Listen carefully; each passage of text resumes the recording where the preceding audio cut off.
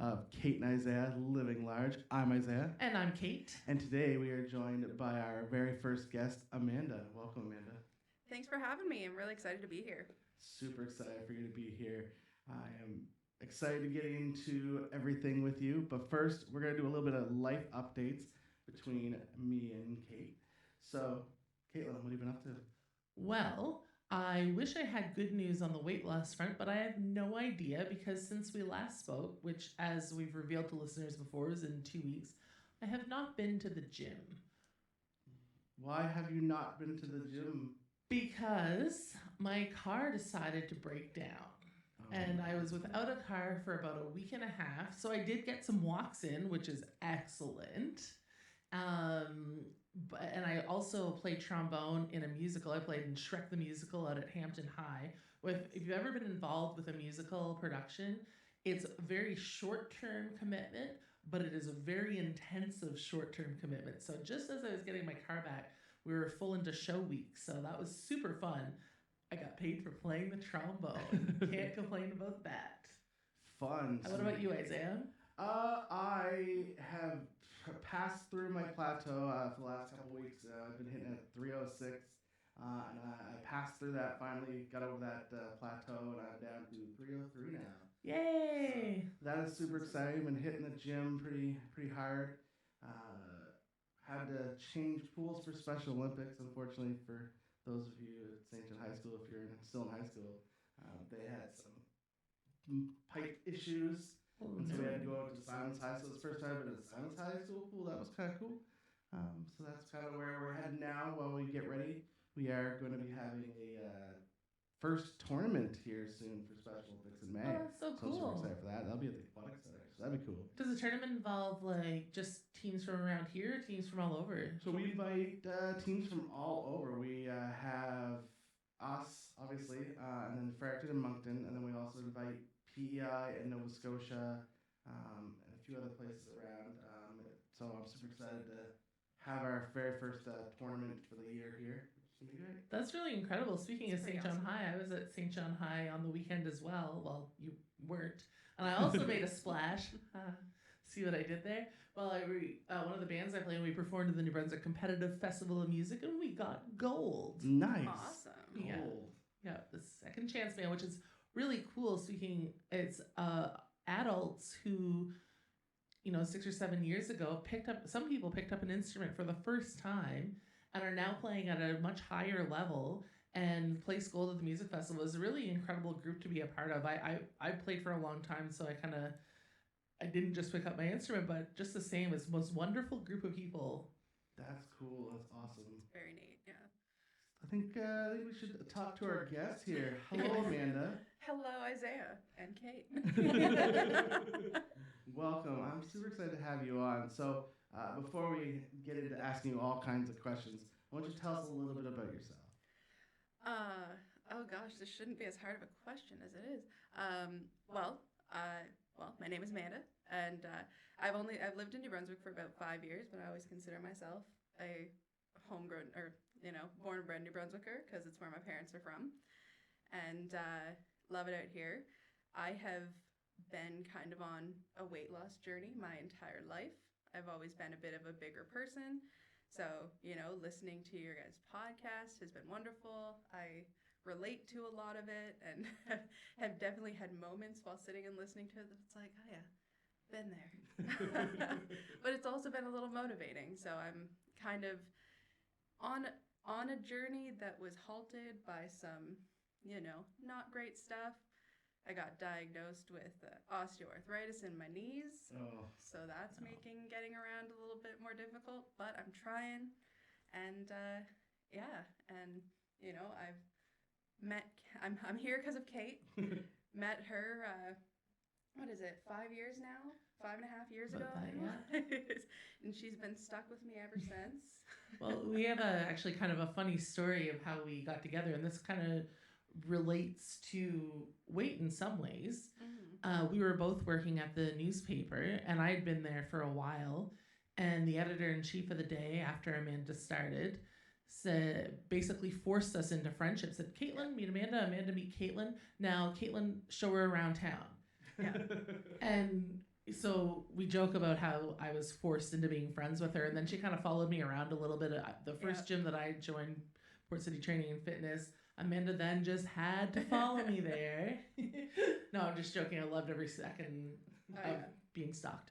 That's what I'm here for, really. It's like once I met Kate, I just couldn't stop following her around. And she's, like I said, you've been stuck with me ever since, and you will be stuck with me from here on out. Yeah. Just true. And happily stuck. Yes. But yeah, when the editor in chief kind of introduced us, it was very much Amanda's new. Caitlin's been here for her entire life. Show her around town. It was in the parking lot of the building, and it was just the timing of kind of our boss, like my boss, following up, being like, "How you doing? How you settling in?" And then it was like, "Oh, Caitlin, here you are. Let's make you friends."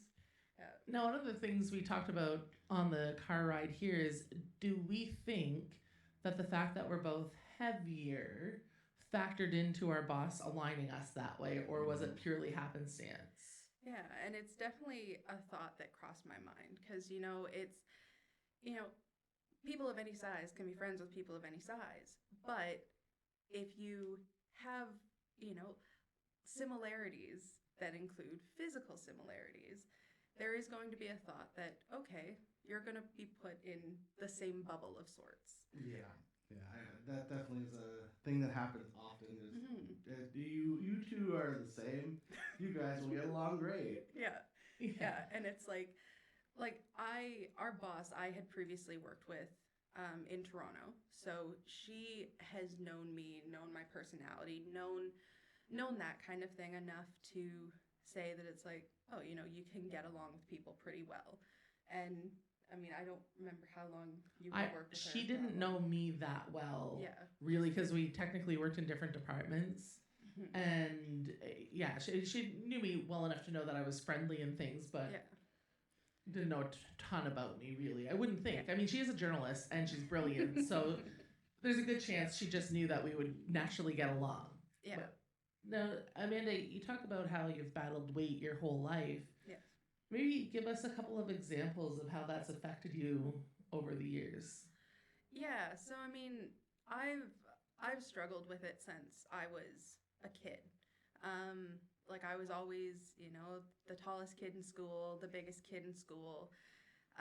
Always looked older than I was, and including a time, when I lived in Alberta, people are going to be like, "Where the heck is this girl from?" I call myself a bit of a cross-Canada child because I was born in Saskatchewan, raised in Alberta, then went to Ontario, and I'm now in New Brunswick. So everywhere. But in Alberta, I used to do competitive horse riding.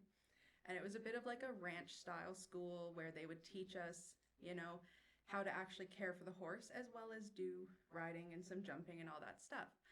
So when I was 11 years old and my family moved to Ontario, I really wanted to keep up horseback riding because I loved it.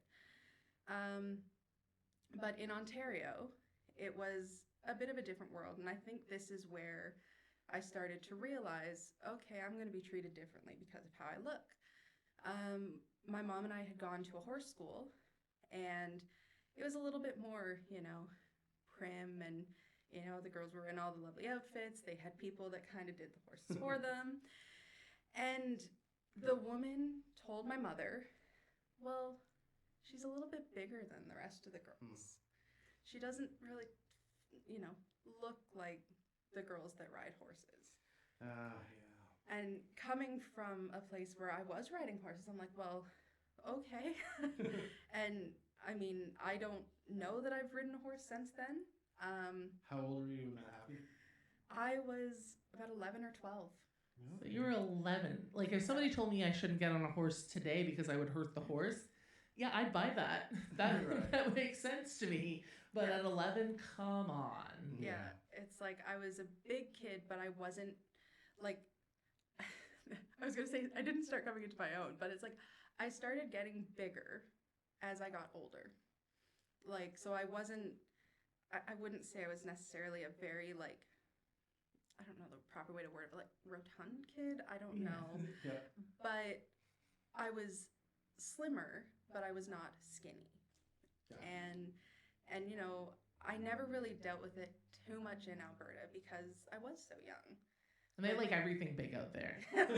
Everything's bigger in Calgary. Yeah, It's the Texas area. it's the Texas of Canada. Yeah, but so coming to Ontario, it was definitely a different world, Okay. and my weight loss journey became a lot more of a thing because my weight became a lot more of a thing. Gotcha. You know, and as I felt more rejected from stuff, I tended to turn to food. I was a very, you know, emotional eater. Still am a little bit. Although I find that more now I don't turn as much to the bad things. Like Good. I will emotionally eat my cucumber and carrots happily, you know. So sad. Crunch, crunch, crunch, crunch. Yeah, it's although, you know, I still reach for a chocolate bar and chips if it's there, but I've gone through, I know Caitlin's talked about, it's like you've gone through a lot of the programs. I have too, like tried so many different diets and fad diets and gyms. I think where I started to gain more confidence in myself and my weight was definitely when I joined Fort City, when I became, you know, a part of that gym. And all the trainers there were just incredible. The people there were incredible. And I got to this point where I was like, I never thought I would love going to the gym. Yeah. And it made a difference because in Ontario, it definitely got to the point where I was just like, I was looking for any quick fix that there was. But I don't think I was willing to put in the work. Gotcha. So what kind of quick fixes were you did you Weight Watchers? Did you do all that crazy stuff? I did Weight Watchers. I did LA Fitness. I don't know if you've heard of that one. I have heard of it. I don't But know what it is. But it was a lot of come here, buy our foods, and we'll weigh you every week and tell you how you're doing. I did Dr. Bernstein, What's that? which Never heard of was it was, oh my gosh, it was in Ontario. It was quite a while ago, and I would go once a week to get, what was it, B12 injections, I think. All right. Something like that, and it was supposed to help with that. They would like check your ketone levels and everything, but again, it was something where they're like, give us a bunch of money and we'll weigh you once a week and tell you if you're still fat. Did any of these work? Some of them, but not really. And I think a lot of it came down to nobody really cared. Yeah. Like outside of myself wanting to do anything just to lose weight and to fit in and to be part of like the other crowd, you know, nobody cared. I didn't see the same people when I went to these clinics. I tried going to a gym with a personal trainer, and even that didn't last long enough because it was one-on-one, but it was in like a Good Life Fitness. And it was just that feeling of being judged and then being brushed away as soon as the session was over, kind of thing. Would you say that? In my opinion, I feel like literally any program can work as long as there's some level of accountability and you know, you put yourself into a caloric deficit, eat less, move more. What is it? Eat, live, move. That's our tagline. Live, move. And document it, and you're going to lose some weight, but for how long, and what is a sustainable practice for you? So all of those programs, you mentioned the LA Fitness and Dr. Burn Dog or whatever, I'm just joking, Dr. Bernstein. Yeah. All of these things, I mean, North America's made a huge amount of money as people get fatter.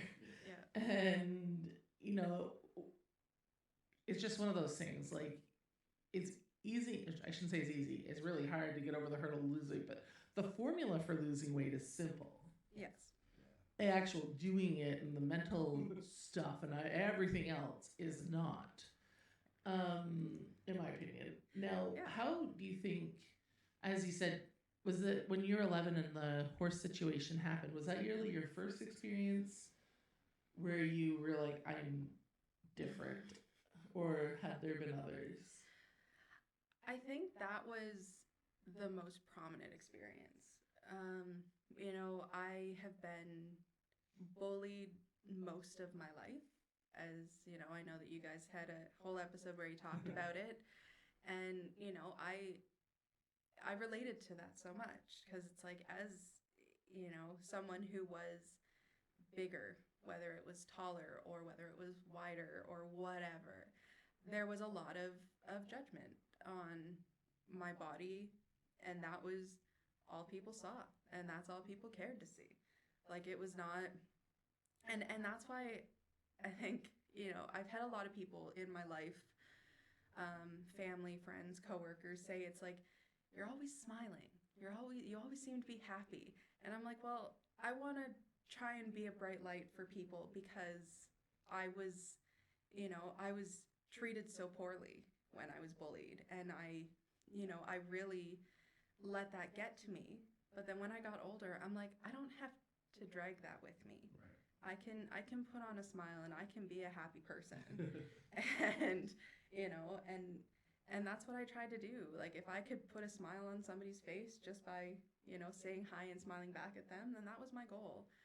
Well, I mean, Amanda has brought more smiles than I can imagine to so many people that we worked with in the past. And to let everyone know, Amanda was the person at the office who always had candy at her desk and was willing to share it. Even when she was no longer eating all the candy herself, she still kept a stockpile in case people needed it. And, you know, when you work in a tough environment like a newsroom, having somebody like Amanda who's constantly smiling and, you know, on holidays would put a little treat and card on everybody, all of her friends' desks, even some people who probably weren't her friends.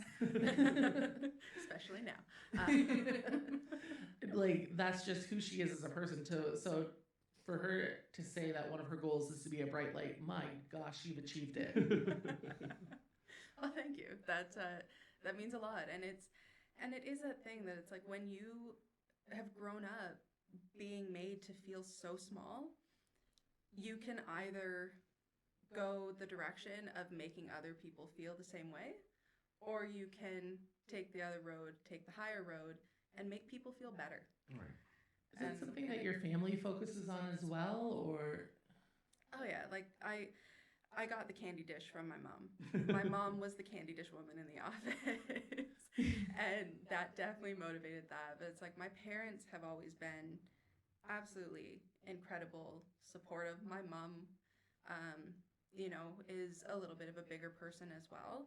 So a lot of the journeys that I went on, a lot of these diets that I tried, we were doing it together. And, you know, I have a brother too. He's the skinny one of the family. But so he never had to worry about it as much. But he was also such an incredible support. And, you know, like, I've had so much great family support and backing in my life. And I think that's what's kind of helped keep me going forward, because it's like, you have great family support. I've made some incredible friends as well, and you have great friend support. And it's just, it makes everything feel worth it, and makes it easier to get through those days that don't feel so awesome sometimes. So what have you been doing health-wise since you stopped going to Port City?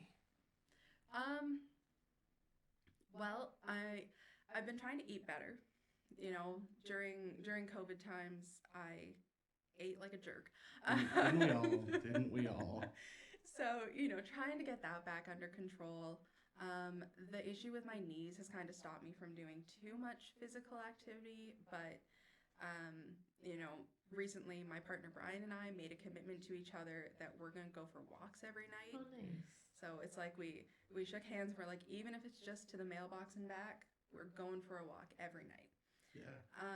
And that's something that it's like, you know, it's going to help both of us in the long run. I'm still looking for a new gym to go to. Haven't quite settled on a place yet.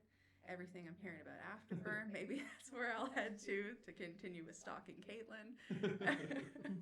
But yeah, so I'm still working my way towards things, but it has been at a bit of a standstill, I won't lie. Well, you know, sometimes we get into that slump and we just need to partner up and keep pushing through, right? And it's good that you have someone to support you. Like that's always a key, right?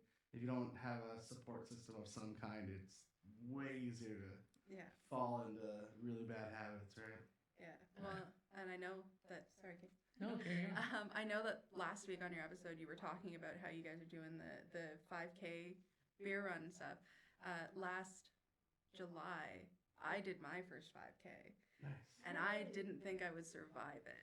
And I crossed the finish line second last. It took me a little over an hour, but I did it. And it was incredible. Like just the feeling of succeeding and doing that and getting through it.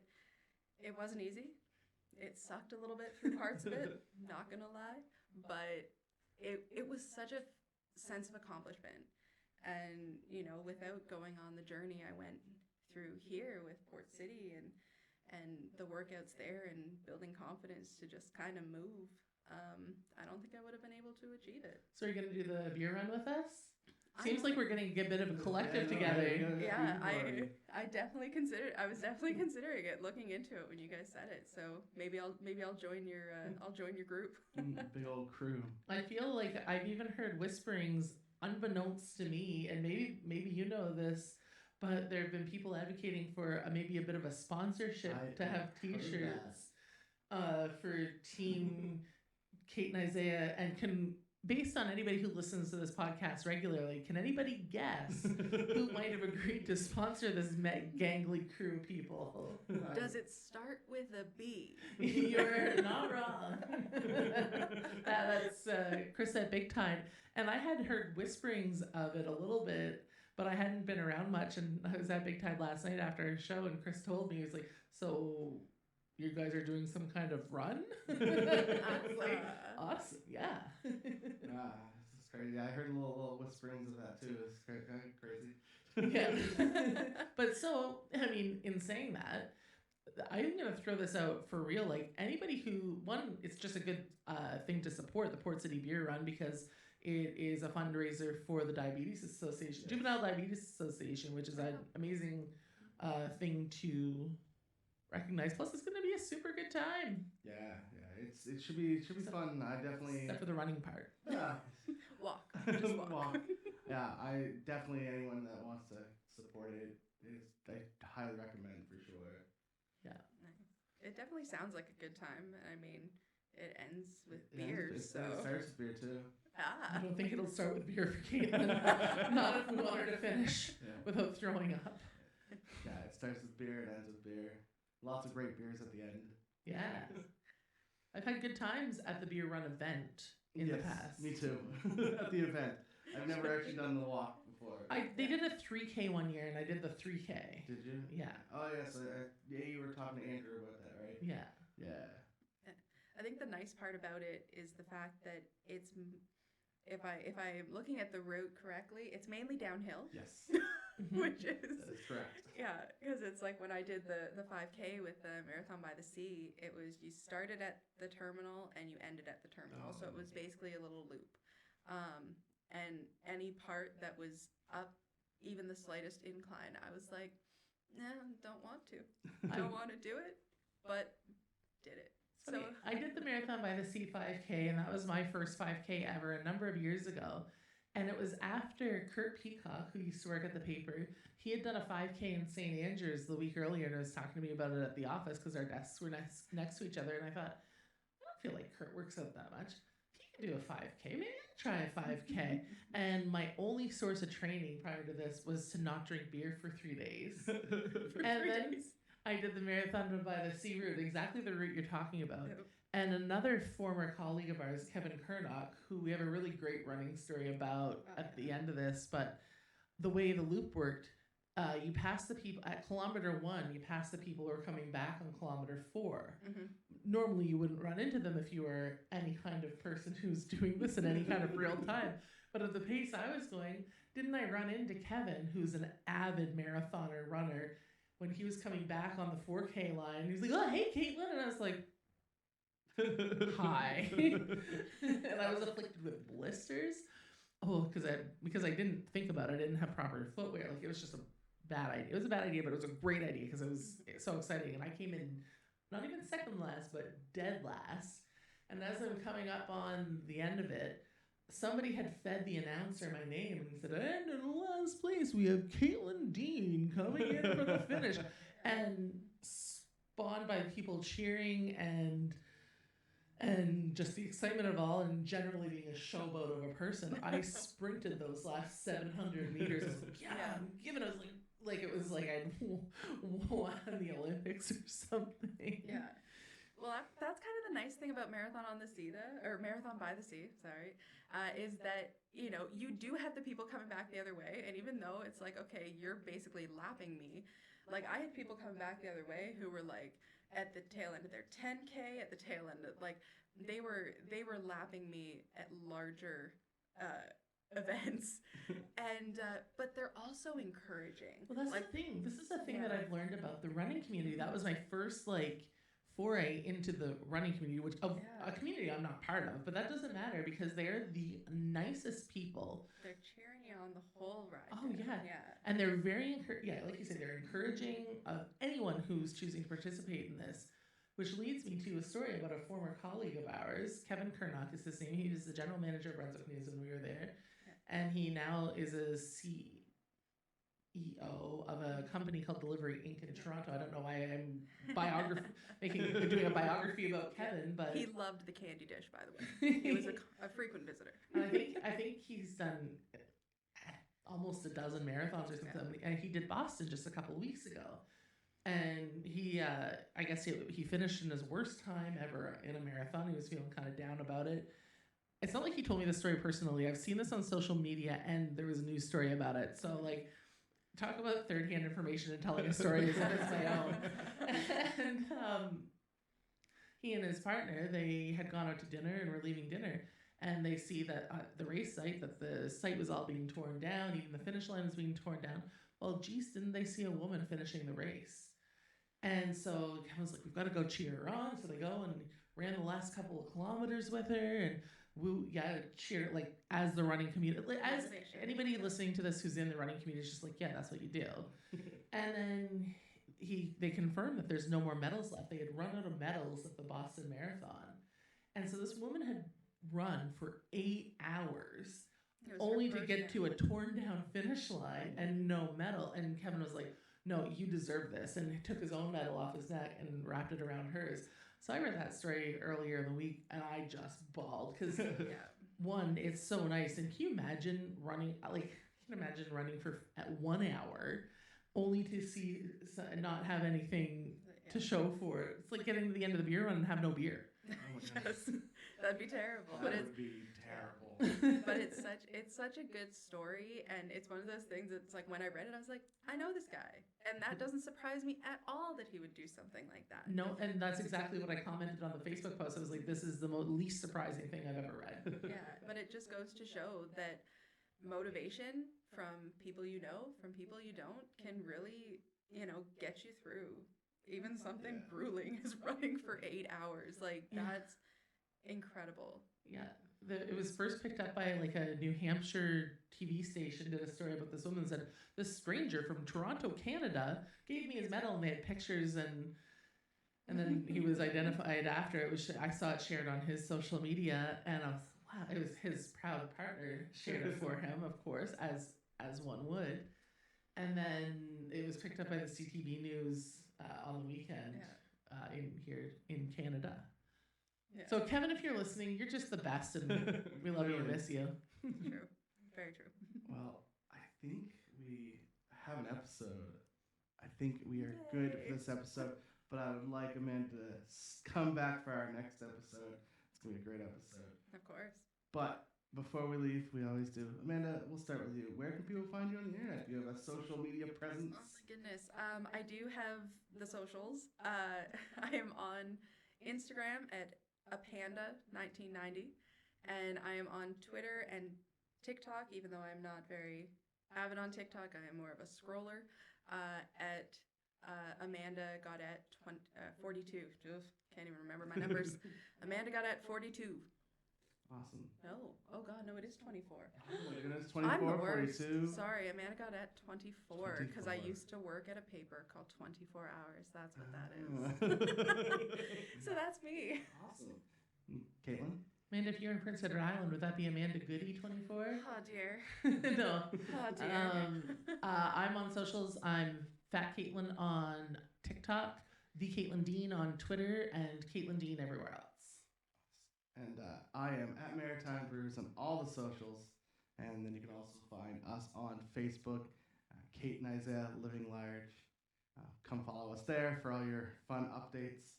But I thank you for listening and watching if you're watching on YouTube. Bye. Bye.